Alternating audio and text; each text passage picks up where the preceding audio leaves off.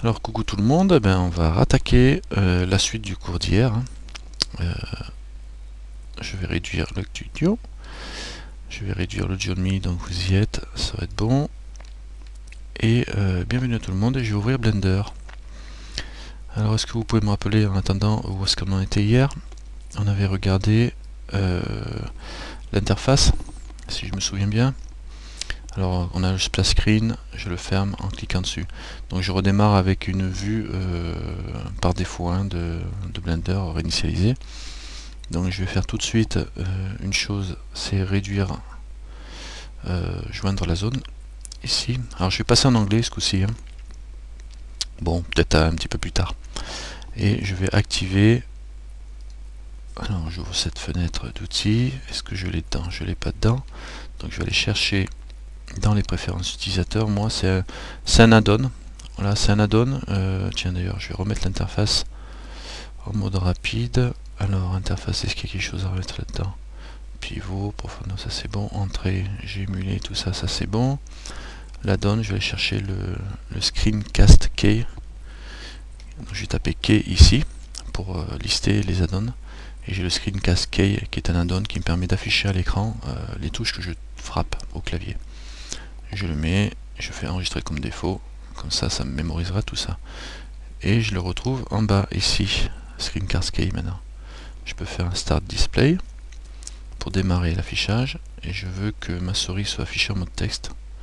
Donc c'est très bien. Voilà, bon, on doit être bien. Donc normalement quand je clique au centre, voilà, j'ai mis de le mouse et tout ça. Donc ça c'est bien. Donc on a regardé hier les fenêtres, comment bouger tout ça. Maintenant on va passer sur le mouvement des objets. On va commencer par le mouvement, par déplacer les objets dans l'espace 3D que l'on a ici. Alors ma voice, qu'est-ce qu'elle a ma voice? Ça marche pas ma voice? D'accord, ok.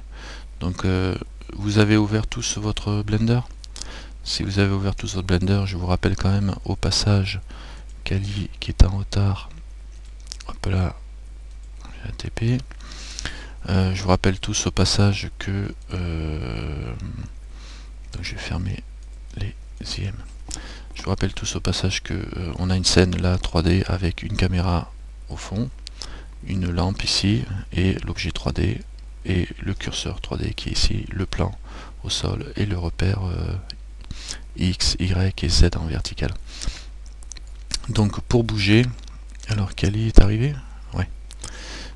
Donnez-lui le lemme de hop ici. Voilà. Elle est partie là-bas. Donc pour déplacer un objet, on a trois façons, on va dire, de le faire. La première, la plus simple, c'est d'utiliser ce qu'on appelle le manipulateur de déplacement, qui est ici cette triple flèche en Z bleu, en X sur l'axe des X en rouge et sur l'axe des Y en vert, et en mode libre c'est le petit rond en blanc. Donc si avec votre souris vous attrapez le petit rond en blanc, on peut attraper l'objet et le faire déplacer dans la vue 3D comme vous voulez. Ok. Alors ok, donne les départs. Récupère le Johnme, tu l'as récupéré Kali? Là ici. Tu viens de te coller, tu ouvres ton Blender, tranquille. Et on va démarrer. Enfin on démarre à peine. Hein. Donc là c'est le deuxième cours. Juste j'explique le mouvement. Donc là, pour faire le déplacement d'un objet, donc vous l'attrapez, vous le sélectionnez avec un clic droit et vous le déplacez en utilisant les flèches, comme dans SL. Vous cliquez sur la flèche, ça permet de le déplacer selon l'axe de la flèche que vous avez sélectionné. J'attrape sur les Z, vous avez qu'à essayer, c'est assez simple, il n'y a rien de plus simple. Ça c'est la première façon de déplacer un objet.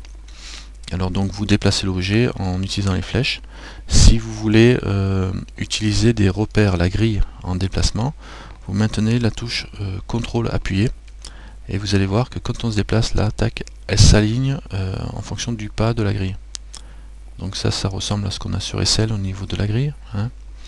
Donc on est bien aligné sur le pas en maintenant le CTRL appuyé. Vous pouvez le noter, le CTRL.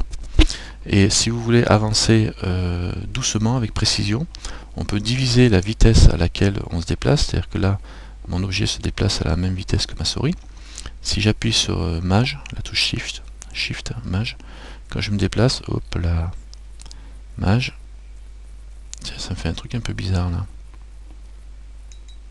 Alors, j'appuie, je sélectionne d'abord l'axe, après j'appuie sur le Shift, et voilà. Et quand je me déplace, en fin de compte, on voit que j'ai une division par 10, en fin de compte, je suis beaucoup plus précis. Alors comme on voit, je l'ai fait par erreur, mais du coup je vais vous l'expliquer. Quand on déplace un objet sur l'axe des Y ici, on peut le déplacer sur l'axe des Z ici, sur l'axe des X, et je peux le déplacer sur le plan inverse de l'axe que je sélectionne. Je m'explique, c'est-à-dire je fais Maj maintenant, je le maintiens enfoncé mon Maj, avant de sélectionner la flèche, et là par exemple je prends la flèche verte, ça va me déplacer sur le plan X, Z, c'est-à-dire le plan sur tous les plans sauf celui que j'ai sélectionné. D'accord? Donc j'ai sélectionné le vert avec le Maj enfoncé, donc je me déplace sur le plan XZ. Si je veux me déplacer sur le plan horizontal YX, donc sur le plan de la grille, mais pas en Z, ben je fais Maj et je sélectionne le Z, et du coup je me déplace sur le plan horizontal. D'accord? C'est une sorte d'inversion, ça veut dire qu'on va déplacer sur les deux autres axes. C'est un raccourci. Sinon vous le déplacez une fois en X, enfin une fois en Y et une fois en X, et puis vous arrivez au même résultat. Alors le Johnme, la boîte Johnme, normalement quand tu cliques dessus, elle te donne le lien et tu as juste à suivre le lien. Tu suis le lien et puis tu vas ouvrir une fenêtre internet dans laquelle tu vas voir mon écran. C'est bon Kali? Bon, on attend un petit peu Kali, comme ça on sera tout le monde. Alors, cette manip qui remet le cube en sa position initiale, est-ce que tu pourrais la redonner? Alors voilà, ça fait partie des choses qui permet de... Alors il y a l'annulation tout simple hein, avec le CTRL Z, qui me permet de faire les annulations de toutes mes opérations. Il y a, quand mon cube est déplacé, je peux le remettre en position 0, hein, au centre de mon repère, en faisant une opération simple, c'est-à-dire que je remonte sur le côté ici. Ça correspondait à la deuxième façon de déplacer l'objet. C'est-à-dire qu'ici, vous voyez, quand on a l'objet sélectionné, ici on a la position, la rotation et la taille, la dimension de l'objet. Vous pouvez très bien ici définir une position bien précise à la main en mettant les valeurs. Si je mets 0, je vais mettre 0, 3, je fais Tab pour changer pour basculer à la valeur supplémentaire. Hein. Vous voyez, je me mets sur le X. Je fais Tab, ça passe en Y, et Tab, ça passe au Z. Enfin, ça saute chaque fois on saute d'un cran, quoi. Donc là, je peux le remettre à la position 0 en mettant les champs ici, en remplissant les champs ici. Donc ça, c'est la deuxième façon de déplacer un objet. Hein, vous mettez les valeurs directement là, ou alors vous cliquez dedans et vous commencez à bouger votre souris et ça va augmenter. Vous allez voir les valeurs s'afficher directement à l'écran. Alors le mieux en principe, c'est de mettre ici la valeur qui vous intéresse. Ce qu'on peut savoir aussi, c'est que quand on commence à bouger un objet, vous voyez en bas à gauche de votre objet, enfin en bas, ici dans la vue, en bas à gauche, là pour l'instant il y a écrit vue sélectionner objet, mais quand je vais sélectionner mon objet, on voit, là je suis sur les X, mais si je prends en mode libre, on voit le X, Y et Z, les valeurs qui sont affichées. Donc je peux très bien me servir de ça pour me caler aussi. Hein. Et évidemment quand je lâche, ça valide la position. Donc je remets tout ça à 0 ici, histoire de redémarrer à 0. Donc on peut travailler vraiment au clavier. Hein. Ça c'est la deuxième façon de déplacer un objet, en utilisant directement les valeurs dans ce champ-là. On l'a aussi ici, sur cette barre, si on met l'onglet objet qui vous donne les informations, vous avez les mêmes informations, position, rotation et taille. Alors la taille c'est l'échelle, hein, c'est pas la dimension de l'objet. Comme je précise, là on voit qu'on est en taille échelle de 1 partout. C'est ce qu'on doit avoir. Si je me mets en vue de dessus, en appuyant et orthonormé, orthogonal, en appuyant sur 5, vue de dessus 7, orthogonal 5. Voilà. Et je vais le décaler au centre. On voit que mon objet fait bien 1, 2. Donc on a bien deux grands carreaux de largeur. C'est la vraie dimension hein, en X, Y et Z. Par contre sa taille c'est un facteur de 1. Si je mets un facteur de 2, je me retrouve avec 4 carreaux et avec une dimension doublée, quoi, en fin de compte. C'est juste par rapport au point de démarrage, cette taille, dimension, échelle là. Donc j'étais sur le déplacement. En déplacement, donc on a toujours les flèches. On peut le retrouver ici au niveau de la position. Hein, donc ça c'est avec les chiffres, la deuxième façon de déplacer. Et la troisième façon de déplacer, qui est en fin de compte une de celles utilisées le plus, ça va être utiliser le raccourci clavier qui correspond au déplacement. Et le raccourci clavier qui correspond au déplacement, c'est le, pas le D, c'est le G, comme grab en anglais. Alors vous appuyez une fois sur G, un coup, et je fais un G, je fais rien d'autre. Hein. Et là, je perds les flèches, mais quand je bouge ma souris, tout se déplace comme je veux, et on voit en bas à gauche les valeurs. Oui, Kali. On voit en bas à gauche les valeurs de. Alors attendez, parce qu'on a perdu Kali. Est-ce que quelqu'un peut lui répondre? Par exemple, moi. Tu m'entends, Kali? Elle m'entend pas, elle n'est pas en voice. Alors évidemment, si elle n'est pas en voice, ça va pas le faire. Attendez une seconde, pas de voice.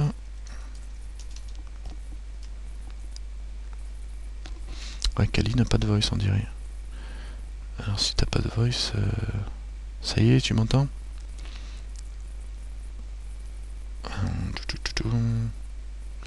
Je suis désolé, il va falloir que je fasse une coupure dans le montage, c'est pas grave.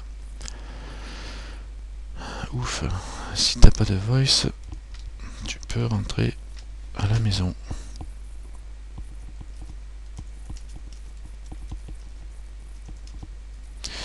Le cours, ça va pas le faire. Elle entend rien.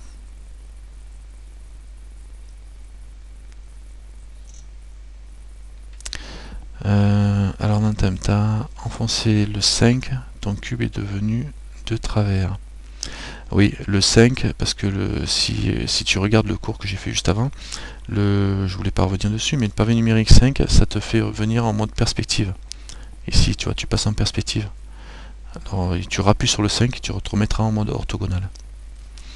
Mais ça, c'était dans le cours juste avant, le réglage du clavier. Donc ça correspond aux vues, hein, comme j'ai fait tout à l'heure. Alors pour mettre la vue, alors les gars, il va falloir quand même suivre les cours dans l'ordre, parce que sinon on va pas y arriver. Voilà, le 1 vue de face, le 7 vue de dessus, le 3 vue de côté, CTRL 1 vue de derrière, CTRL 7 vue de dessous, CTRL 3 vue de gauche. Le 5, alors le 0 c'est la vue de la caméra. Le 5 c'est pour passer en orthogonal, et quand on appuie dessus on passe en perspective, ça switch, perspective orthogonale. Mais essayez de voir les cours dans l'ordre, sinon on n'y arrive pas, quoi. Donc Ali, si t'as pas de voice, ben qu'est-ce que tu veux que je fasse? On peut rien faire. Donc elle va suivre sur le comment, ouais, dites-lui, hein. Faut qu'elle corrige sa voice, hein, c'est un cours en voice, sans voice ça va pas le faire. Donc voilà, donc je continue. Pour déplacer l'objet, il faut absolument utiliser les flèches, donc les valeurs ou les raccourcis clavier. Et le raccourci clavier, comme j'expliquais, vous avez qu'à essayer, c'est le G. Le G en raccourci clavier, quand on appuie une fois dessus, ça enclenche le mouvement et ça vous permet de déplacer l'objet en mode libre. Voilà. Ouais. La déconnecter, elle va essayer de se reconnecter à mon avis. Non, elle va essayer de se reconnecter, elle doit avoir la voice normalement. Et donc quand vous appuyez sur G, vous êtes en mode libre et on voit en bas à gauche, c'est pas toujours facile de donner des cours comme ça, on a les limites de SL, en X, Y et Z. Et si vous voulez vous verrouiller, alors ça c'est ce qu'on fait hein, la plupart du temps dans Blender, on travaille avec la touche G pour le déplacement, ou on attrape la flèche au vol directement. Et si vous voulez vous verrouiller sur l'axe X, par exemple le rouge, ben on appuie sur X, maintenant qu'on appuie sur G. Donc c'est la deuxième opération qui prend en compte. Donc là il sait qu'on est en mode déplacement, et il sait qu'on est verrouillé sur l'axe X, et après on peut y mettre la valeur qu'on veut aussi. genre je veux le déplacer de 2 cases, 2 carreaux vers la droite, je tape 2 et on voit en bas qu'il a rempli ici en bas là D2 vers le long de l'axe des X. Et si je voulais faire 2 vers la gauche, ça aurait été moins 2. Donc là je rajoute le moins maintenant, je fais moins et hop il me positionne le truc de l'autre côté. Donc ça, et là j'ai plus qu'à valider en faisant Enter, en faisant Entrée au clavier ou clic gauche normal. Et si je veux pas valider, je fais un clic droit par exemple ou échappe. D'accord? Donc essayez quand même, essayez-le. Vous avez qu'à essayer. Calice, sa voice ne revient pas, j'ai l'impression. C'est dommage quoi. C'est dommage qu'elle revienne pas sa voice. Ouais, c'est la misère. Hein.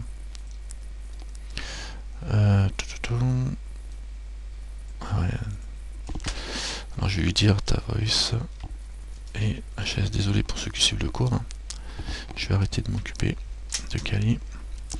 Donc voilà, essayez-vous de votre côté de déplacer l'objet avec les flèches, avec les valeurs et avec la touche G. Alors G, d'abord pour dire que vous déplacez X, Y ou Z, je mets X par exemple, ça me met le X, mais si c'est Y, j'appuie sur Y, ça bascule sur Y, et si c'est Z, j'appuie sur Z pour basculer sur le Z.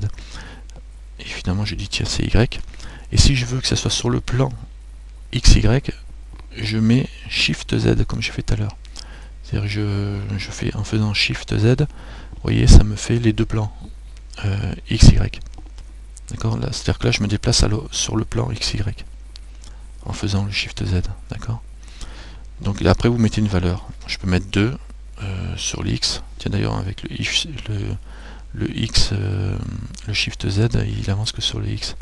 Ça aurait été marrant, normalement il aurait dû se déplacer. Ah ben non. Je vais voir si j'ai validé. Ouais si. Ouais, j'ai mis 2 et j'ai mis 5, ça m'a fait 25. Donc je fais un CTRL Z. Voilà. D'accord. Donc le G pour déplacer. Si je veux recentrer la vue sur mon objet, qui est là, j'appuie sur la touche la touche point de votre pavé numérique, et hop, ça me recentre la vue directement sur l'objet qui est sélectionné.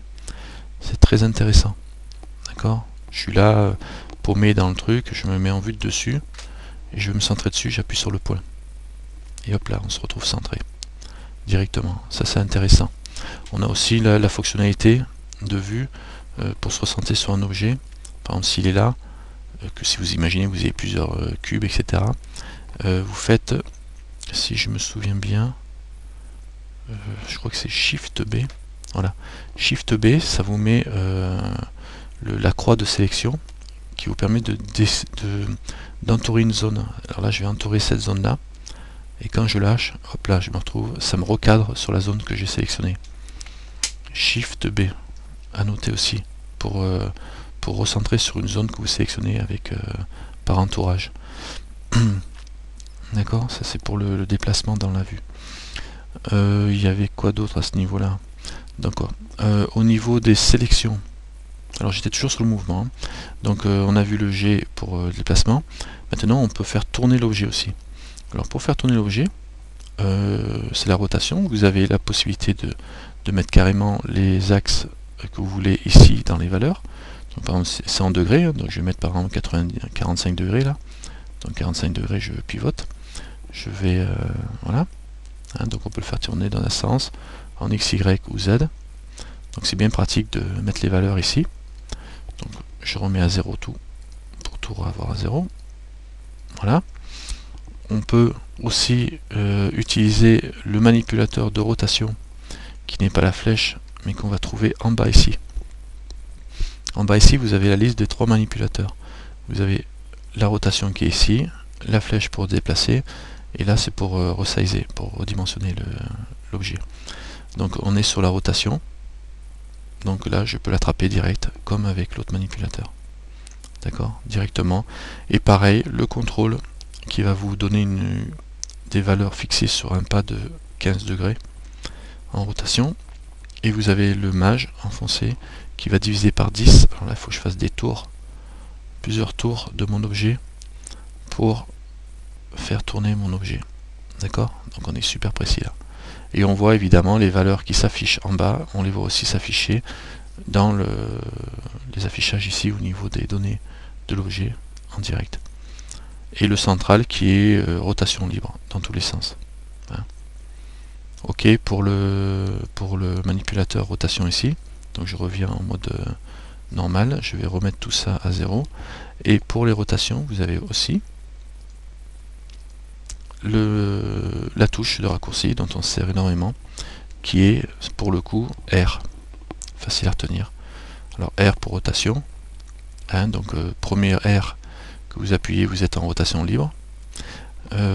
Après vous choisissez l'axe, par exemple Y. Là je suis en rotation sur les Y. Si je veux X, j'appuie X. Je suis en rotation sur les X. Et évidemment pour Z c'est pareil, j'appuie Z. Rotation sur les Z. Et si je fais Shift Z, ça devrait me faire une rotation sur le plan XY. Ce qui ne veut rien dire pour moi, mais je vais essayer quand même. Shift Z. Ouais, ça veut tellement rien dire que ça fait sur les Z. Donc ouais, je me disais tiens, c'était par curiosité, je me disais comment ça va tourner. Mais bon, effectivement, ça n'avait pas de sens, donc ça ne tourne pas. Donc ça fait Z aussi. Donc voilà. Et évidemment, alors R, par exemple Z. Donc je tourne en libre, en Z. On voit les valeurs qui s'affichent en bas et ici, la fin dans les valeurs numériques. Et je peux la taper directement aussi. Par exemple, si je fais RZ 75, je tape 7, donc il met 7 et 5 derrière pour faire 75. Et on voit en bas à droite, rotation 75 longue globale Z. Parce que je suis en mode global, je ne m'étendrai pas plus là-dessus. Donc on voit le déplacement, la rotation. Il ne manque plus qu'une chose. Je vais le remettre à 0. 0. Alt R, ça fait quoi Alt R? Des rotations. D'accord, le Alt R. Alors, là j'ai mis 90, donc évidemment je vois pas 45. Voilà, ça c'est le... Oui, effectivement, en mode objet, ça quand on fait Alt R, ça nous remet à 0 le truc, le G, Alt G pour remettre à 0 le G. Sinon, on a le... c'est quoi? C'est Alt A ou CTRL A, Alt A? Non. Non, Alt A c'est pour jouer, c'est CTRL A. Voilà. CTRL A qui permet d'appliquer, enfin bon, on verra ça. Le Alt R, d'accord, ah ben tu vois, j'ai appris un truc. C'est bien ça. Si je mets 45, j'ai pas trop regardé, mais bon, c'est vrai que je m'en sers pas, mais c'est très bien ça.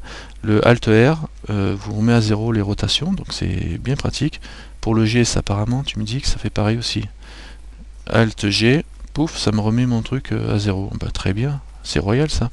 Et si je fais, maintenant on va passer sur la troisième partie, qui est le resize. Ah oui, un truc qui est pas mal, je vous le dis, par exemple si je suis en vue orthogonale de dessus, je recentre, en vue orthogonale de dessus, quand je suis en mode libre, en fait compte, je déplace dans toutes les faces, mais je déplace sur le plan X, Y, en fin de compte. Il se déplace pas en Z là, donc c'est bon à savoir, parce que quand on est en orthogonale, là on sait qu'on va se déplacer que dans ce plan là. Si je fais une rotation, je ferai une rotation que dans l'axe des Z. Si je précise rien, par défaut, comme je suis en vue de dessus, je fais une rotation dans l'axe des Z. Et quand je déplace, je me déplace sur le plan X, Y. Hein. Donc c'est intéressant à savoir dans la mesure où vous n'avez pas besoin de taper R, Z quand vous êtes en vue de dessus. En vue de dessus orthogonale. C'est bien pratique. Et si je me mets évidemment en 3, la rotation ça va être sur l'axe des X, vu que je suis en vue. Si je tape R, je tourne que sur l'axe des X, par défaut.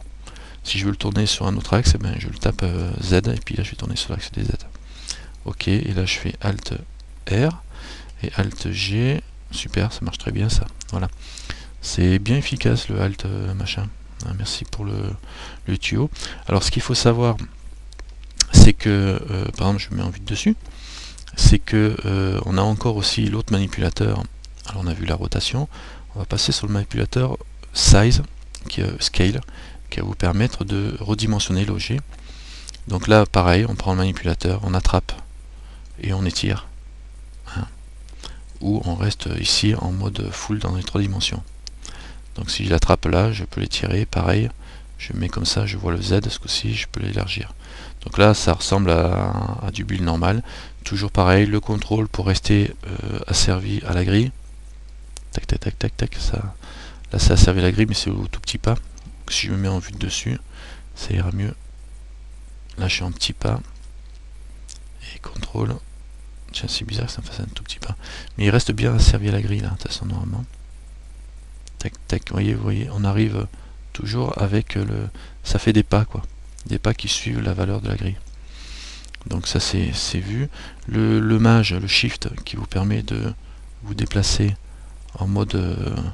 il faut avancer un maximum pour que ça agrandisse. Donc, sauf que là, j'ai pris le général. Alors, on va faire le Alt S. Et voilà, Alt S qui me ramène à une unité. C'est celle d'origine ou c'est celle... Il faudrait que je vérifie ça. Donc si je fais un mage, d'accord, c'est la taille de création en fait. Voilà, avec le mage,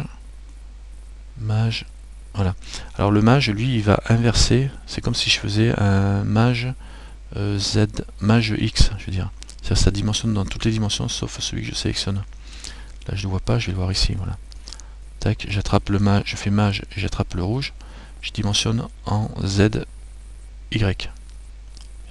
Hein. Et si j'attrape le rouge d'abord et que je fais le mage après, je divise par 10 la vitesse à laquelle j'avance. Donc juste retenez ça. Là je travaille avec les manipulateurs directement. Évidemment, nous on est habitué à travailler avec la touche de raccourci, qui est la touche S, hein, comme Scale ou Size. Vous appuyez sur S, il passe en mode redimensionnement. Vous choisissez sur quel axe vous voulez travailler, si vous voulez pas travailler en mode libre, enfin en mode sur les 3 axes en même temps. Donc je vais faire X. Voilà. Ça y est, Kali est avec nous. Waouh. Donc là on définit le. Ouais. On définit l'axe. Ouais. Ouais. Ouais, effectivement, c'est vrai qu'avec la manipulation, quand on travaille sur le scale, et surtout en fait, on l'a un peu surtout, quand on remarque, on a les 2 petites flèches qui sont attachées à ma souris, là j'agrandis et comme j'ai activé dans les options, des options de préférence, le débordement sur le bordure de fenêtre là, donc ma souris elle sort d'un côté, elle rentre de l'autre, donc je suis pas obligé de le lâcher. Mais par contre c'est vrai que si j'attrape mon scale, bon là avec les manipulateurs j'ai pas trop le choix en fin de compte. Par contre si je me mets ma souris très près du centre ici et que je fais un S, même si je mets en X, on voit que le manipulateur il est carrément près du centre et à peine je bouge, ça va très très vite. Hein, donc, et puis on a vite fait de... Alors il y a un truc aussi, c'est qu'on a vite fait de l'inverser, c'est-à-dire que là vous voyez je diminue et je passe de l'autre côté, en fait compte, il se retourne sur lui-même l'objet. Donc c'est pas très bon aussi pour les faces ça. Hein, donc il faut mieux éviter d'attraper quand vous faites un scale. Faites en sorte que votre souris ne soit pas trop près du centre de l'objet, sinon c'est la misère. Donc vous mettez votre souris là derrière, ici là, tranquille, vous faites un scale et là vous êtes bien pour régler vos valeurs sans trop de problèmes. Hein, si vous avez votre souris trop près, vous aurez du mal à avancer. Donc bon, il suffit de faire un clic droit et de le relâcher, de le recliquer et de refaire le S et puis on repart quoi. Donc, et puis il y a toujours la possibilité de faire Alt. J'adore ce Alt S pour retrouver tout à 0 au niveau du scale. Alors je sais pas si c'est la taille, la dimension ou on va vérifier une chose. Voilà, je vais me mettre à 1 ici. Ah d'accord, il augmente le truc. Je vais faire un CTRL A. Non, Alt A, échappe, CTRL A, appliquer taille. Voilà. Donc là, j'ai fait une petite bidouille pour vérifier par rapport à la dimension. Si quand je dimensionne là, si je fais un Alt S, il revient de 99. Voilà, bon. Donc là, ce que j'ai fait un truc, c'est que ici on a la dimension de votre objet. Ici on a la taille, l'échelle d'agrandissement, de déformation en fait de votre objet que vous lui avez donné. Si votre objet par défaut, si c'est un objet que vous avez créé par défaut, il va être en 2 par 2 par 2, en dimension. Il va être comme ça, avec une taille échelle de 1 par 1 par 1. CTRL A, taille échelle, voilà, comme ça en 1 par 1 par 1. Ce qu'il faut faire, c'est que si votre objet, vous voulez que par défaut, sa taille d'origine, ça soit ça. Ça soit du 5 par 2 par 2. Et que vous voulez avoir du 1 par 1 par 1 ici, de façon à ce que quand vous faites un Alt S ou un Alt R, si vous avez fait tourner, par exemple, je vais faire une rotation sur les X comme ça, je veux que ça soit la taille de mon objet en origine. Donc j'ai de la rotation et j'ai une déformation, une dimension qui est différente. On fait, je vous l'explique, je sais pas si vous allez vous en servir beaucoup, mais enfin bon, pour l'instant non. Par contre pour le rig, il faudra s'en servir. Mais bon, ce sera plus tard ça. On fait CTRL A. CTRL A, ça applique à mon objet. On peut appliquer la position. Je refais un CTRL A, je vais appliquer la rotation. Alors regardez la rotation, là on a 40 degrés, là, 40, 0, 0, 0. Si je fais CTRL A et que j'applique la rotation, voilà, ma rotation est considérée comme étant la rotation d'origine. Maintenant, tout est à 0 ici. Et si je refais CTRL A, on a un raccourci. On peut faire aussi la taille. Vous voyez, la taille elle est en 2,77, 1,1.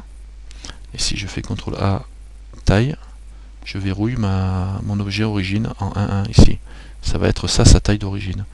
Et il y a des raccourcis CTRL A où il va faire la rotation et la taille en même temps, des transformations visuelles, etc. Mais bon, ça c'est bon à savoir, ça vous explique à quoi correspondent ces histoires de taille, échelle et de dimension. C'est parce que là maintenant, si je le dimensionne, je le déplace et je fais justement le Alt S, je reviens à sa position d'origine qui en fin de compte est celle que je viens de mémoriser. Voilà.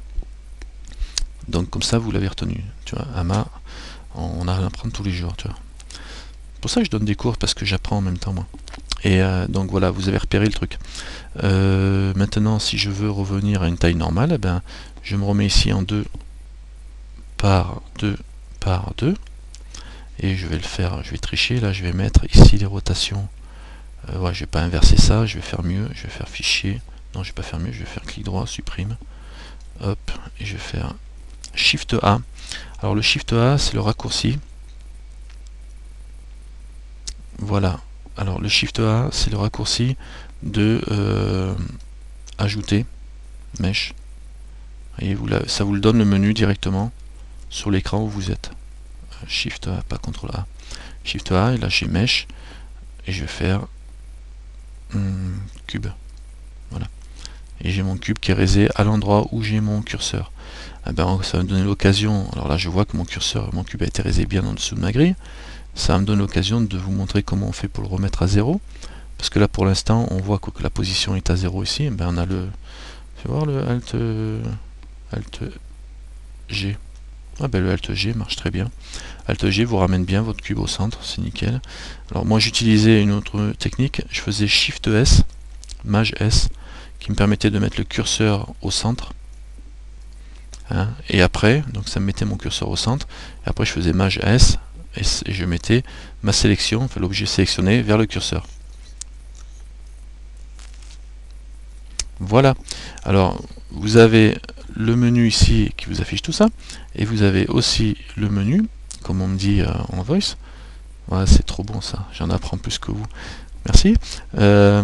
Vous avez le menu ici quand vous avez votre curseur qui se balade un peu partout, que vous voulez ramener directement là, c'est le Shift C qui vous le ramène le curseur à 0 et qui vous recentre dans la même occasion la vue générale. Parce que Shift C, moi je m'en souvenais plutôt pour ça.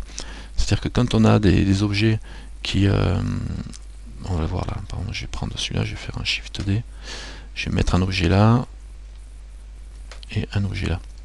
C'est-à-dire que ma scène, moi je travaille sur celui-là par exemple, ben même si mon curseur il est là et que je veux le ramener à 0, ça va pas se contenter de me ramener mon curseur à 0, ça va m'ouvrir la scène et ça va me la recentrer sur l'ensemble de la scène. Si je fais un Shift C, voilà, vous voyez, ça me ramène bien le curseur à 0, mais ça me recentre toute la scène, en fin de compte. Il doit y avoir un raccourci qui fait juste ramener le curseur à 0. Ça serait sans déplacer toute la scène. Donc, je vais faire des supprimes. Et c'est pas écrit quand moi je fais Maj S, parce que des fois vous êtes bien zoomé, le Maj S qui me permet de faire des raccourcis au niveau de curseur vers centre, les objets vers le curseur, parce que c'est pareil, je mets mon curseur là, je fais Image est, sélection vers curseur, c'est lui qui est sélectionné. Sélection vers curseur, ça me ramène l'objet sur le curseur. Donc bon, si vous voulez pas bouger votre vue, vous pouvez faire curseur vers centre, et encore image, et sélection vers curseur. Mais le Shift C, c'est pas mal aussi. En une seule fois, c'est...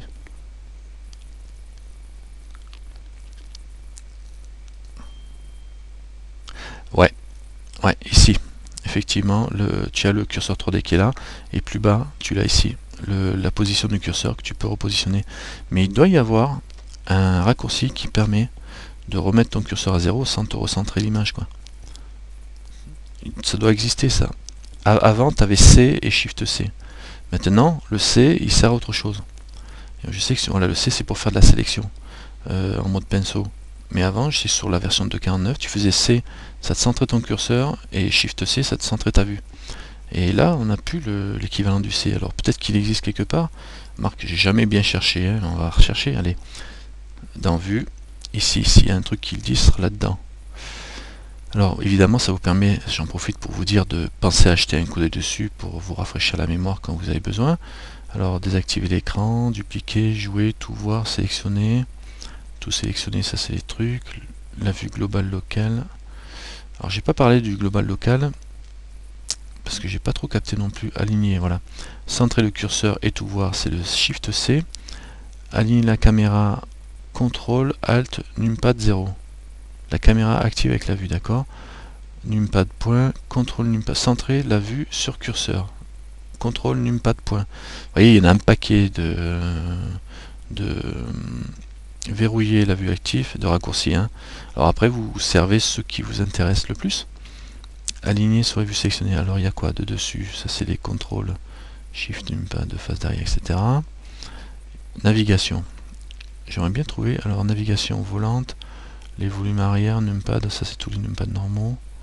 Bon, ben, de ces quatre, il y en a un qui va me dire que pour appuyer, pour centrer le curseur seul, il faut appuyer tout simplement sur la touche X, Y, Z. Bon, de toute façon, on y arrive facilement en le faisant manuellement. Par contre, sur le curseur, c'est pas mal, c'est CTRL, ALT, numpad. Là. C'est peut-être pas ça, là, je suis passé sur... carrément sur mon... Je fais CTRL là-dessus. Voilà. Bon, c'est pas grave. Shift S, curseur vers center, on va pas y passer la nuit non plus là-dessus. Pensez à regarder dans les menus là-dedans, vous avez plein de raccourcis qui en plus, quand ils vous donnent des raccourcis en général, c'est que c'est des fonctions qui servent à quelque chose. Donc c'est pas mal. Donc on a vu les rotations, le déplacement, etc. Donc à la limite déjà là actuellement, je vais vous montrer encore autre chose. C'est comment supprimer un objet. Donc vous le sélectionnez et vous le supprimez en appuyant sur Sup ou la touche X. D'accord? Ça c'est le truc. Maintenant, comment ajouter un objet? On fait Shift A ou on va là-haut dans Add et on fait Mesh et on choisit le type d'objet qu'on veut utiliser. Donc là, moi je vous propose carrément de faire une petite échelle vite fait. Ah oui, tiens, je vais pas prendre un plan. Supr. Voilà, Shift A. Ici, je suis à combien de temps? J'ai presque une heure là, c'est fou ça. Mesh, de toute façon, c'est prévu comme ça. Demain, on fera la partie suivante. Je vais faire cube. Et on a une fonctionnalité aussi. Je vais mettre en vue de dessus. C'est ouais, on a vu une dessus. C'est la duplication d'objets. Comme nous dans SL, on fait mage et on déplace l'objet. Là, alors pour supprimer le cube, il faut le sélectionner en faisant un clic droit dessus. Et on fait supprime avec le clavier ou X. La touche X permet d'avoir le menu de suppression. D'accord, je fais X, tac, ça me fait supprimer, je fais supprimer, c'est bon. D'accord, ça c'est pour les objets sélectionnés. C'est valable pour tout ce qui est sélectionné en fin de compte, on le verra après. Là, ce qu'on va faire, c'est qu'on va dupliquer l'objet, le cube. Donc je fais Shift D comme dupliquer, Shift le D comme dupliquer, et je le déplace. Alors quand je le déplace, je suis en déplacement libre. Si je veux le déplacer verrouillé sur l'axe des X, j'appuie sur X. C'est exactement comme pour les déplacements normaux. Hein. Et je peux même mettre une valeur, je peux mettre 2 pour le déplacer le centre de 2 crans, ce qui, comme il fait 2 de large, quoi, en fin de compte, ça me le colle. Et si je veux pas 2, je mets 20. Et là, il est dupliqué, mais à 20. Je l'ai annulé ou quoi? Et si, toi, est-ce que je l'ai annulé? Non. CTRL Z, CTRL Z. Je fais Shift Z moi. Voilà. Ça c'est pratique d'avoir le clavier sur les genoux quoi. Alors Shift D et je vais faire 4. Voilà. Je fais un Shift D avec 4, comme ça j'ai dupliqué mon objet et le centre s'est décalé de 4 vers la droite. Ça fait deux objets qui sont séparés plus ou moins. Ils partagent certaines valeurs, certaines fonctions, ils partagent la texture, ils partagent certaines choses. Et après on peut les séparer vraiment parce que là ils sont séparés, mais il y a aussi Alt D. Alt D. J'ai fait Alt A, Alt D. Alors, quand vous faites des bêtises et que ça fonctionne plus après, vous appuyez sur Échappe. Alt D et vous pouvez déplacer. Alors Alt D, ça crée une duplication qui est liée en fin de compte. C'est-à-dire que je m'en sers jamais, mais normalement,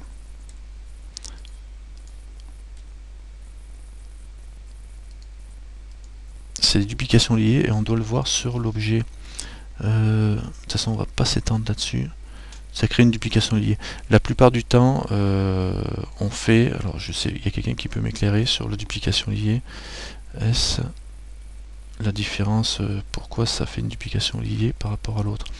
C'est-à-dire que, en plus ils sont cube 2, cube 3, cube 1. Je crois qu'il y en a un qui... le Alt D, je sais plus ce qu'il a en plus. Je l'avais repéré, mais j'avais pas trop retenu, parce que ça me faisait un truc, c'était pas spécialement évident. Je vais juste faire le test, vérifier, mettre une... Je crois que le Alt D... Mais je crois que c'est pareil, en fin de compte. Bon là j'ai un matériau, si je fais Shift D, ça me duplique aussi. Alors voilà, on a l'objet et le matériel est dupliqué, sauf que il est bien dupliqué, mon matériau c'est le même nom, il y a un petit 2 qui m'indique qu'il est doublé. C'est-à-dire que si je change la couleur de mon matériau là, je change la couleur sur les deux. Donc ils sont. Pourtant j'ai fait Shift D, hein, donc les matériaux sont quand même liés. Et si je vais sur celui-là, et que seulement celui-là je change la couleur, c'est pareil.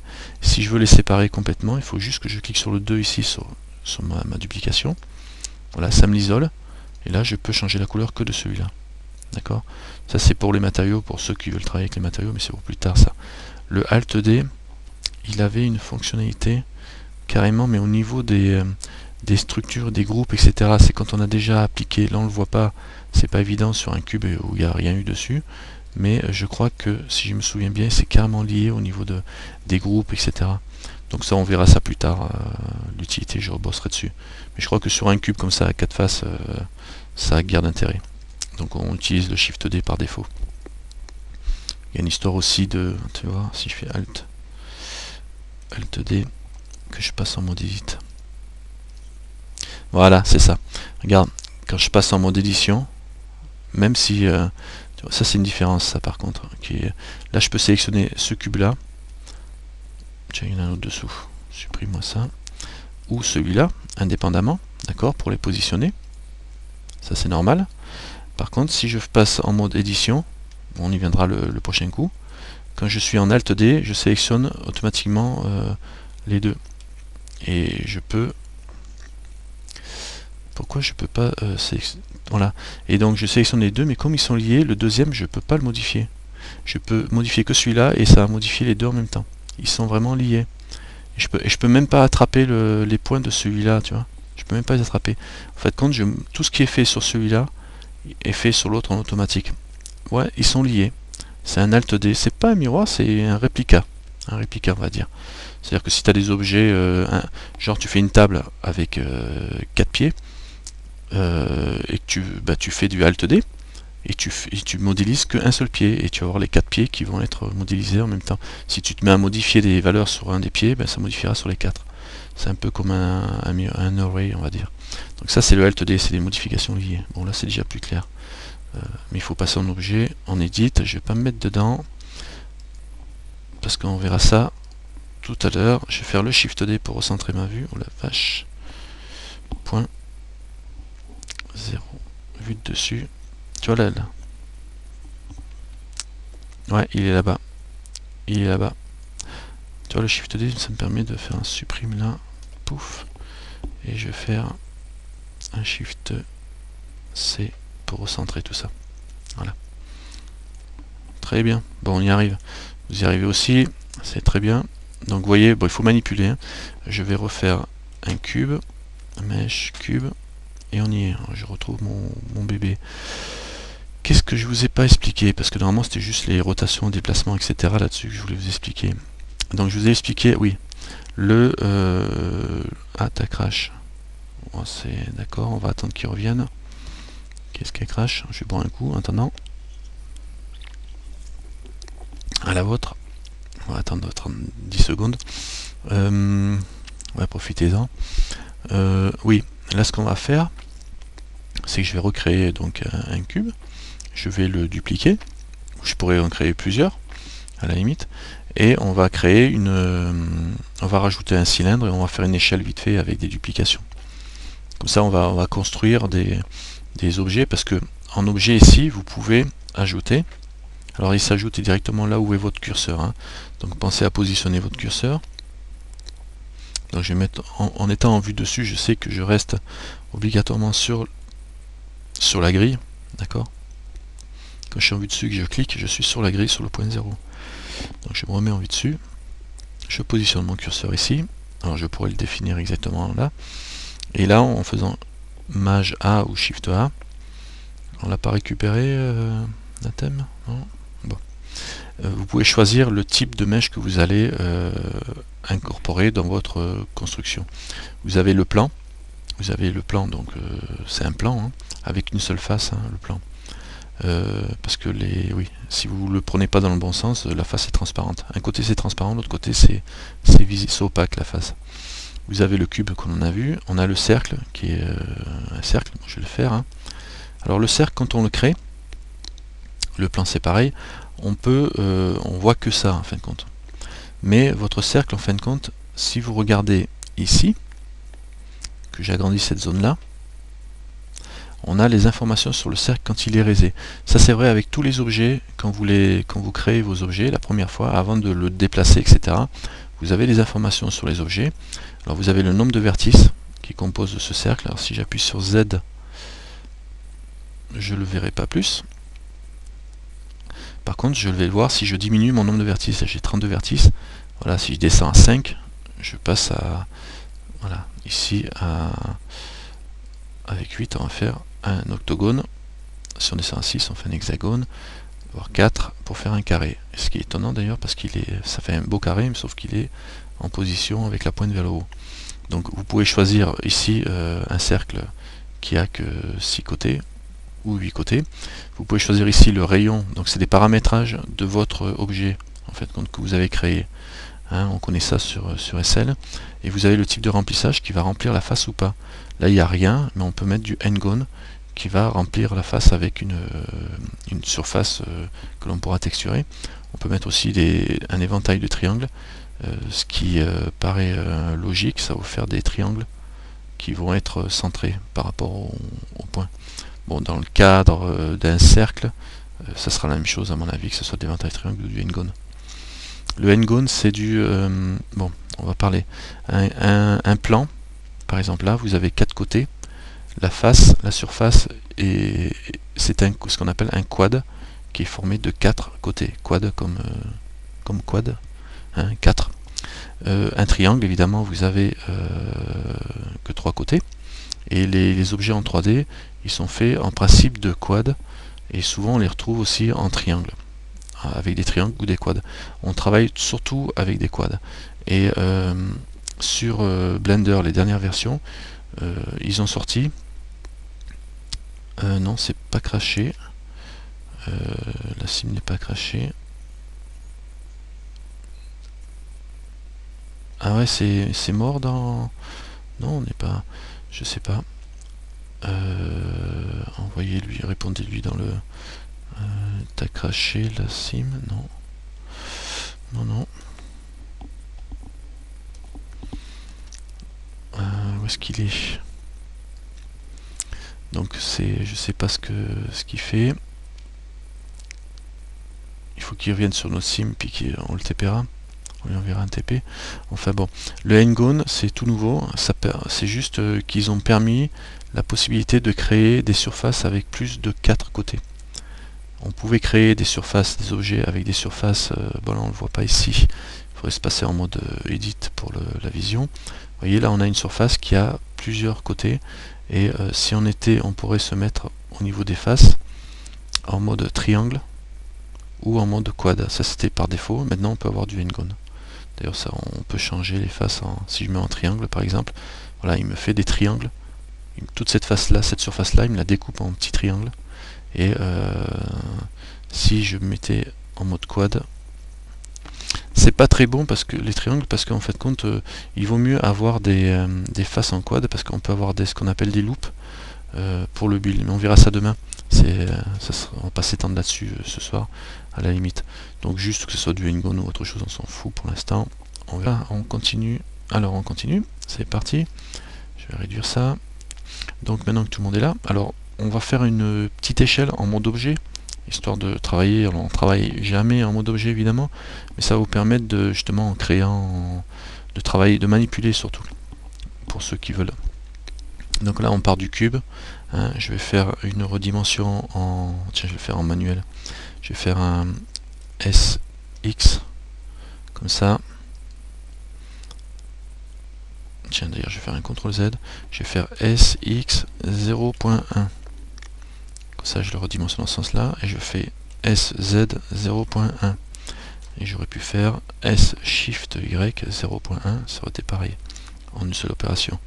Là je vais faire un SY 5, non c'est pas Y, c'est pas Y, c'est bizarre ça. CTRL Z, j'ai dû taper S Y, c'est bon, 5. J'ai dû taper Z à la place de Y. Donc là j'ai fait une barre de mon échelle. Je vais la dupliquer 2 crans en décalant de 2 crans. Je vais faire un Shift D. Alors vous pouvez le faire aussi ça. Alors faites-le, tiens d'ailleurs. Shift D en maintenant le contrôle appuyé, et je me décale comme ça. Allez, je vous attends. Faites-moi ça. Vous faites un SX 0.1, SZ 0.1 sur votre cube, SY 5. Vous allez vous retrouver avec une barre comme ça. Vous le dupliquez, Shift D avec le contrôle appuyé, vous le décalez de 2 crans. Enfin de 2 unités. Ça s'appelle une unité en fin de compte, ce carré. Les carrés qu'on a, la grande unité Blender, c'est ça, qui correspond à 1 mètre. Normalement dans SL quand on fait les importations. 1 mètre par 1 mètre, c'est un petit carré. Donc c'est l'unité Blender. Au passage, je vous le dis. Après, tous ces termes-là, on reviendra dessus. Et on les avalera au fur et à mesure. Donc c'est bon que vous avez fait ça. Est-ce que vous avez réussi à déplacer, à créer ces deux barres parallèles, on va dire, puisqu'elles le sont. Et une fois que vous avez fait ça, eh ben, on va recentrer le curseur. Donc vous faites soit un Shift C qui va vous recentrer le curseur et en même temps la vue, soit vous faites un Shift S et curseur vers centre. Voilà. Alors là, je recentre le curseur, mais à la limite, ça m'intéresse qu'à moitié, parce que j'aurais bien aimé à la limite recentrer entre les deux objets. Donc je vais sélectionner avec Shift et le clic droit, je vais sélectionner les deux barres que j'ai. D'accord. Une fois que j'ai Shift et le clic droit avec les deux barres sélectionnées, je vais faire le Shift S, c'est pour ça qu'il est intéressant quand même. Et je vais faire curseur vers sélection. Et ça va mettre le curseur pile poil entre les deux. Je me mets en vue de dessus, hein, comme ça on voit bien que le curseur est placé pile poil entre les deux. D'accord. Je sélectionne les deux objets avec le mage, et je fais Shift S, et je mets mon curseur entre les deux. Je fais ça histoire de créer mon nouvel objet que je vais faire maintenant. Il va être bien positionné déjà maintenant, quoi. Il sera pile poil au centre. Et là pour faire ça, ben, je vais faire un Shift A, ou alors je vais là-haut dans Ajouter, Mesh, et je vais prendre un cylindre. Et là on voit que tout de suite j'ai le cylindre vu de dessus. Hein. Il est fermé par des N-Gone, chez moi en tout cas. Il pourrait être vide, donc je vais mettre rien, comme ça il est vide, mon cylindre. Et je vais changer le nombre de vertices qui le composent. Il a un rayon de 1 mètre, Je vais diminuer le nombre de vertices, je vais le mettre à 8, ça suffira pour faire des ronds en mode de basse résolution. Et son rayon, je vais le descendre ici à 0. Au lieu de 1, 0.1. Comme ça, je fais une barre, enfin, je fais un tube, on va dire, assez fin. C'est histoire de faire manipuler hein, ces opérations-là. Alors, vous voyez, ce menu que vous avez ici, avec la position en plus, la rotation, on pourrait tout travailler ici et le faire ici avant de valider, quoi. D'ailleurs, je peux très bien le faire tourner sur l'axe des Y de 90 degrés, ou à la main, comme ça.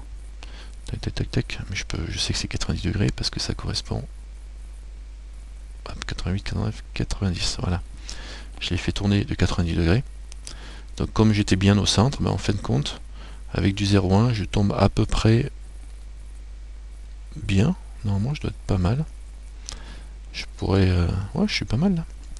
Et j'ai juste une petite arête qui va dépasser, mais on ne tient pas compte pour l'instant. Il suffirait de le redimensionner un chouïa plus petit pour pas qu'il dépasse. Je vais faire un S, et avec le Shift, avec le Maj enfoncé, je redimensionne un tout petit peu pour qu'elle disparaisse. Voilà. Je le redescends un tout petit peu pour être sûr que ma S, je redescends, voilà, un petit peu trop. Voilà, comme ça je suis bien. Donc vous positionnez la dimension de votre barre comme il faut avec la rotation. Et là j'ai fait que travailler sur l'objet. Alors ce que vous remarquez c'est que quand... alors attendez parce que j'ai des gens qui m'ont envoyé des IM, c'est bon. Quand tant que j'ai pas refait de S, etc., j'avais encore les possibilités de changer les informations ici. Hein, donc je vais le resupprimer pour vous montrer. X, je supprime, j'ai mon curseur qui est là, je fais Shift A, parce que je voulais vous montrer un truc. C'était le cylindre, il est raisé là, donc il garde la dernière, les dernières valeurs que je lui ai données. Donc c'est quand même bien pratique. Ici on a toutes les valeurs que l'on peut changer au niveau du nombre de côtés, etc. Hein. Et ce qu'il faut savoir, c'est que ce menu qui est ici, qui nous oblige à déplacer cette partie-là pour le voir, on peut l'avoir directement sur l'écran en faisant la touche F6. Hein, vous appuyez sur F6, vous avez le menu qui est sur le côté ici. Donc on peut changer le nombre de côtés directement là. Hein, changer le rayon, il est à 0,1, je vais le mettre un petit peu en dessous de 0,1 pour pas qu'il dépasse des barres de l'autre qui elles sont à 0,1. Je rappuie sur F6 pour le retrouver. Et la position, je peux le repositionner et le redimensionner. Donc là, j'ai juste mis ça, et je le fais tourner, RY 90, je tape 90 directement au clavier, et je fais Entrée. Donc là, j'ai ma barre qui est positionnée comme il faut sur mon axe. Comme elle fait 0,09 et que l'autre faisait 0,1, ma barre est légèrement plus petite, vous voyez, que mon cube, qui a été tiré en longueur. D'accord? Alors, est-ce que vous arrivez à faire ça déjà? C'est de la manipulation. Il faut que vous sachiez faire ça pour demain. Tournez ça, parce qu'après, une fois que j'ai fait ça, je me mets en vue de dessus. Je dézoome. Et là, on part, on fait un Shift D. Je mets le contrôle pour rester aligné sur la grille. Et clac, j'en fais une deuxième. Shift D. Je reste contrôle appuyé. Une troisième. Et on va continuer comme ça. Tac, Shift D, tac, voilà mon échelle. Là apparemment je peux en prendre deux, je peux prendre celle-là, et là je peux prendre, on va dire, celle-là, celle-là, celle-là, et celle-là, et je fais une duplication, Shift D, je maintiens le contrôle, et je déplace tout vers le bas, comme ça. Ça pour la partie basse, j'ai tout sélectionné, j'ai tout déplacé en faisant un Shift D. Vous voyez un peu comment on travaille avec ça? Et là je me suis fait une petite échelle, qui est composé de plusieurs primes, mais des primes que déjà actuellement on peut arranger mieux que ce qu'on fait sur SL, puisqu'on peut choisir le nombre de côtés des cylindres, etc. On peut aussi choisir comme prime, alors je fais A pour tout désélectionner. Alors quand vous créez un nouvel objet, si vous avez déjà un objet sélectionné, si je fais Shift A, là je mets un cube, en fait compte, ce qui va se passer, c'est que quand je passe, donc il se passe rien du tout. Il me fait mentir. D'accord, il m'a fait mentir, donc j'ai rien dit. Donc par défaut, le mieux c'est de quand même de prendre l'habitude de désélectionner.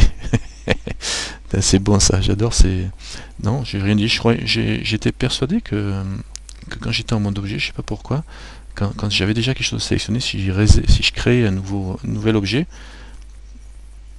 en mode edit, oui, mais j'étais persuadé que ça le faisait aussi en mode objet.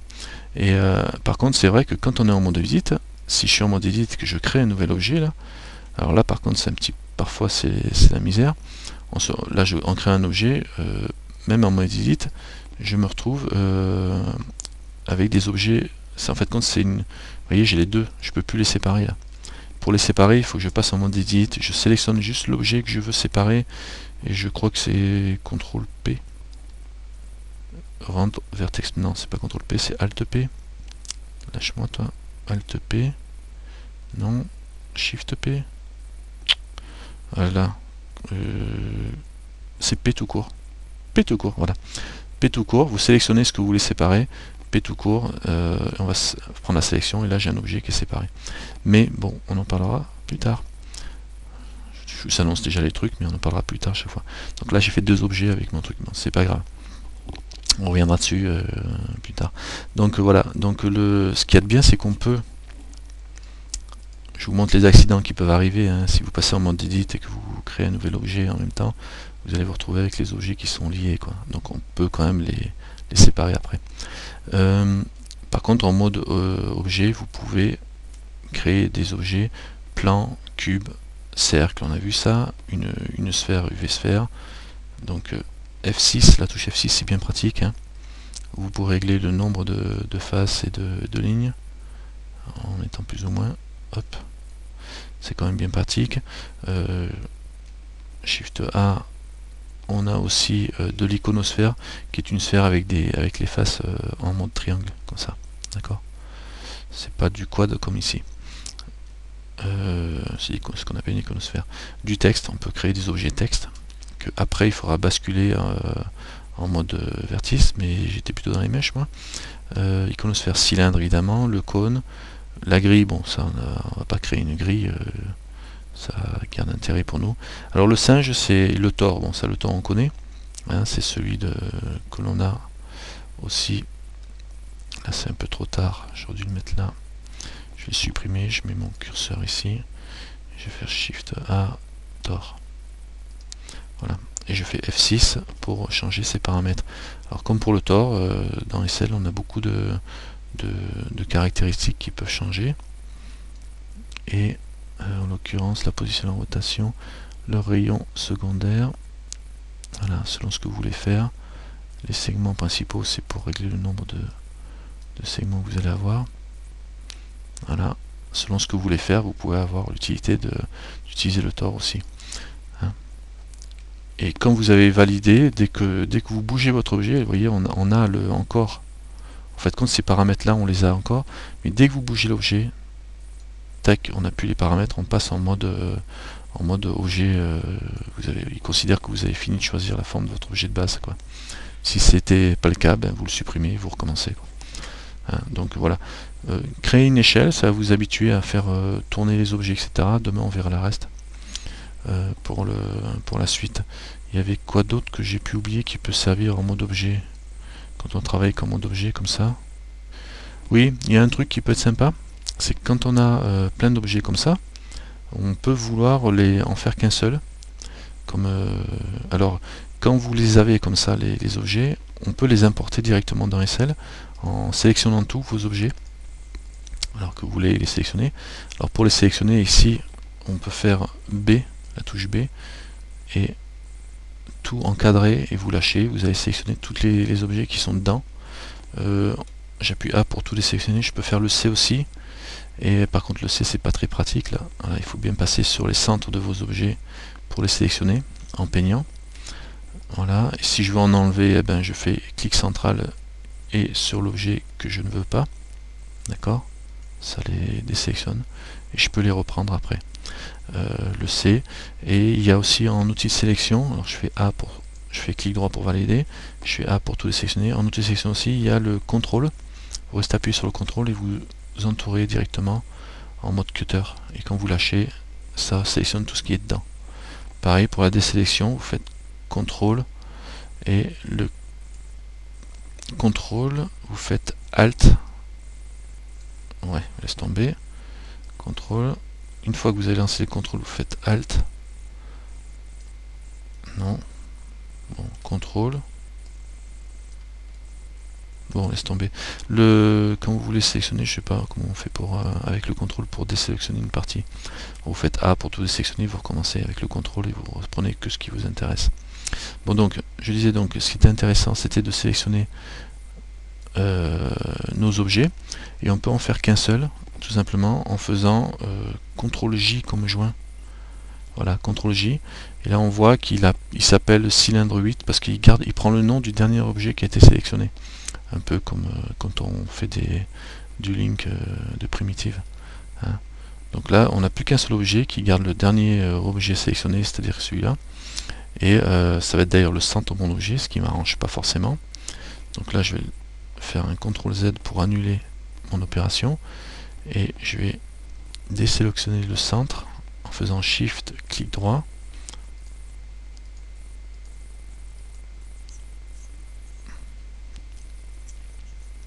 Shift, clic droit, et je refais un CTRL J. Voilà, et là il l'a pris. On peut aussi faire ça, ouais, remettre l'origine en géométrie. Mais quand on... Oui, bien sûr. Là, c'était histoire de vous montrer que c'est vraiment le dernier objet qui est sélectionné, qui devient qui va servir de nom, en fin de compte. Là, ouais, il va servir, il sert de barrissante, mais il sert surtout le nom de l'objet, ça va être celui de mon dernier objet sélectionné. Si... Hein, donc là c'est facile à retenir, là il s'appelle cylindre, c'était le premier, celui-là c'était le cylindre 8, donc mon objet complet s'appelait cylindre 8 quoi. Et en faisant, quand je fais un CTRL Z et que CTRL Z encore une fois, hop, je mets dedans plutôt, voilà, là je suis pas sélectionné, si je prends celui-là c'est le cylindre 6, on voit le nom ici. Si je me mets sur le petit cube là, on voit bien le nom, d'ailleurs on pourrait le changer pour l'appeler Toto. Cylindre.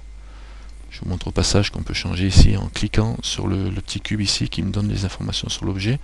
On les a aussi par ici. Voilà ici. L'élément il s'appelle, dans l'onglet éléments, on a Toto, le nom de l'objet, je peux le rechanger, Toto 2. Voilà, et on retrouve l'information ici. En fait, compte, c'est des menus qu'on retrouve des deux côtés, quoi. C'est le même à vrai dire. Et si je sélectionne tout mon objet avec un B, pour l'avoir lui en dernier, je fais Shift, je désélectionne que cet objet là, voilà, et je le resélectionne de façon que ce soit lui le dernier, et puis là je fais un CTRL J, tac, et je me retrouve avec le centre sur lui, et mon objet surtout global s'appelle Toto. Et quand je déplace, je me déplace là. Si je veux recentrer déplacer le centre, le barycentre de mon objet, c'est vrai que je peux faire Shift S, non pas Shift S, je vais là-haut plutôt, en haut à gauche, je vais sur Origine, et là je peux mettre géométrie, je mets Origine vers géométrie, c'est Shift, CTRL, Alt C, le genre de raccourci que je retiens facilement, Shift, CTRL, Alt C, Origine vers géométrie, je clique dessus, ça me recentre l'origine au centre de mon objet, donc là quand je fais une rotation, ça se tourne bien. Parce que c'est important cette histoire d'origine, parce que c'est là-dessus que se basent les rotations, les déplacements, même le redimensionnement. Genre, si je mets mon curseur ici, allez, on va finir là-dessus, parce que sinon on va y passer 3 heures. Je mets mon curseur là, ici, d'accord? Je vais me mettre même en vue de dessus pour être sûr de le mettre dans l'axe. Voilà, je le mets là, mon curseur. Donc il n'y est pas dans l'axe. Donc je vais mettre en vue de dessus, je vais mettre Shift S. Je fais curseur vers sélection, ça me met le curseur là, et je clique là, comme ça je sais que normalement il est à la bonne hauteur. Voilà. Donc je reviens en vue de dessus pour pas le décaler vers le bas. Et si je fais origine, et je dis origine vers curseur 3D, là ça devient intéressant parce qu'il me classe, il me pose l'origine de mon objet carrément au pied de l'échelle. Et c'est vraiment intéressant parce que si je fais une rotation sur les Z, ben là je tourne comme ça. Ça c'est bien ça, quand on veut faire des trucs, c'est quand même bien pratique de savoir comment on fait pour déplacer le centre de rotation. Donc je fais ça. Si je veux faire un scale par exemple, le scale va partir de ce point là, ça partira pas en dessous. Si je fais un S Y pour mettre dans la longueur, hein, et je fais manuellement, vous voyez, je descends pas vers le bas. D'ailleurs ma souris était très près, donc évidemment je fais ce que je vous ai dit de pas faire tout à l'heure. SY, voilà. Donc là c'est plus facile, vous voyez, d'agrandir, et ça agrandit proportionnellement à mon truc là. Et ça reste, ça donne un point de départ qui est le bas, donc ça me permet vraiment de ne pas être obligé d'agrandir dans les deux sens et de le recentrer après votre objet, quoi. Si vous agrandissez en ayant le curseur au centre, voilà. Donc ça permet de faire ça. On peut aussi faire ce genre d'opération autrement, c'est-à-dire que là je travaille avec l'origine de l'objet, c'est-à-dire que si j'ai mon origine qui est sur la géométrie, c'est-à-dire au centre, en maintenant mon curseur en bas quand même ici, je peux demander le resize, le redimensionnement, la rotation, sans toucher à l'origine évidemment, mais en allant ici. Et ici, j'ai le point de pivot. Hein, le point de pivot qui est, je peux dire, curseur 3D. Par défaut, c'est les origines, c'est le barycentre, en fin de compte, hein, où c'est l'élément actif. Et donc c'est le centre de l'ensemble lié. Et on peut demander de faire une rotation, un resize, tout ce qu'on veut, que ça calcule par rapport au curseur 3D. Donc comme là il va calculer par rapport au curseur 3D et on voit bien que mes manipulateurs se mettent dessus. Hein, si je fais un S, Y, ce coup-ci j'ai le même résultat. J'obtiens de l'agrandissement comme ça, la rotation pareil. D'accord? Là je fais les rotations par rapport au curseur 3D. Si je mets mon curseur là, que je suis toujours en rotation par rapport au curseur 3D, là ça devient intéressant aussi. Donc l'origine est importante pour la déformation de vos objets. Si vous avez des réactions qui sont un peu bizarres, ben, vérifiez quand même que votre origine est bonne. Et si l'origine est bonne, vérifiez quand même que vous n'êtes pas ici en mode déformation ou curseur 3D. Ce qui vous déformerait pas le truc comme vous voulez. Donc vous avez plusieurs options de déformation. L'élément actif, donc ça ramène tout au centre, évidemment. Mais si vous avez plusieurs éléments sélectionnés, ça va être le centre de tous ces éléments. Il y a le barycentre, bah, c'est exactement la même chose dans ce cas-là. Origine individuelle, c'est quand on travaille avec des faces, donc ça ne sera pas pour aujourd'hui, ça sera pour demain. Curseur 3D, on vient de le voir. Et le centre de la boîte englobante, c'est ça. C'est la boîte qui englobe votre objet. C'est-à-dire que si je sélectionne ça, ça, ça et ça, et que je veux voir, et je les joins par exemple, CTRL J, voilà, la boîte englobante, ça fait ça. D'accord? Donc on peut faire tourner sur le centre en tenant compte la boîte englobante en centre R. En l'occurrence, c'est ça, le centre de la boîte englobante. C'est un peu bizarre d'ailleurs. Qu'elle soit là. Curseur 3D, R, on tourne autour du curseur. Bon voilà, je vous ai montré comment ça fonctionnait. On va pas s'endormir, ça fait assez de temps qu'on est dessus ce soir. Essayez de me faire une petite échelle ou une table, etc. Juste en bougeant une table avec des tors ou une table ronde, avec ce que vous voulez, quoi. Vous empilez, un peu comme dans Excel, on empile des cubes. Vous changez le nombre de faces, etc. de vos objets, histoire de manipuler un peu ça. Et puis demain, on va avancer un peu plus loin. Et demain, ça va être le vrai monde de la 3D, vu qu'on va toucher un petit peu au monde édition. Voilà. Bon, ben, merci d'avoir suivi. Et à demain, hein, pour ceux qui veulent bien. D'accord. Et puis en espérant que ça marchera mieux. Là on est en mode... Alors j'espère que je suis pas trop rapide. Je vais vraiment doucement, j'essaye de détailler au maximum pour que vous puissiez accrocher, quoi. Hein, pour essayer que vous accrochiez, mais bon, j'espère que ça va. Allez, j'arrête l'enregistrement, on verra ça demain.